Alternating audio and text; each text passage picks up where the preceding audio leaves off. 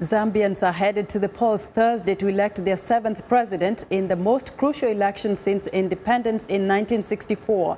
The election has attracted 9 presidential candidates, but the real contest is between incumbent Edgar Lungu and Hakainde Hichilema.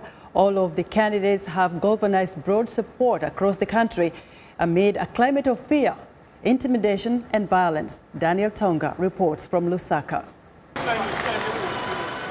Zambians got to the polls on August 11th in an election that could decide the future of Africa's growing democracy. An election heavily contested and highly unpredictable is a real test for Lungu, who is facing a toughest challenge from Hakainde Hichilema of UPND. Having presided over an ailing economy since taking office, Lungu's campaign message has been that of delivering through infrastructure development. You want to show that you are the most sarcastic. Who will vote for you? Some people want to show that they are very sarcastic in their language. But we in PF do not take them on to show them that we can do it better than them. His main rival, Hakainde Hichilema, a successful businessman, improving Zambia's economy, lowering the cost of living and job creation, have dominated his campaign message. Let us work together. You don't get a job. When we win, you have a business opportunity. Because I'm a businessman, we know how to create opportunity for people. In the streets of Lusaka, campaigns are in full swing and almost every area of the city has been taken up by campaigns. Security is on high alert and military personnel have been deployed across the country alongside election materials. Tough as these elections stand, residents have expressed displeasure over how unfair the electoral process has been since campaigns started to a day of voting.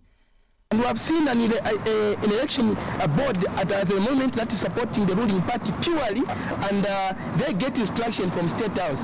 We are not blaming anybody. It's the process of elections. Those who are fighting, they don't know what they are doing. These views are shared by many political players. Among them is Edith Nawakwi, president of Forum for Democracy and Development FDD. Nawakwi says the electoral process has been full of malpractices, intimidation and violence, and shares her concerns. We are going into this election where we, the players, don't even have the rules of the game. And we are participating in this election with heavy hearts, really knowing that it's not transparent, it's not free, and it may not be fair. Zambia's electoral body, the Electoral Commission of Zambia, ECZ, has confirmed how unfair the whole electoral process has been in the run-up to the general election. Chris Akufuna, Public Relations Manager at the Electoral Commission of Zambia, explains.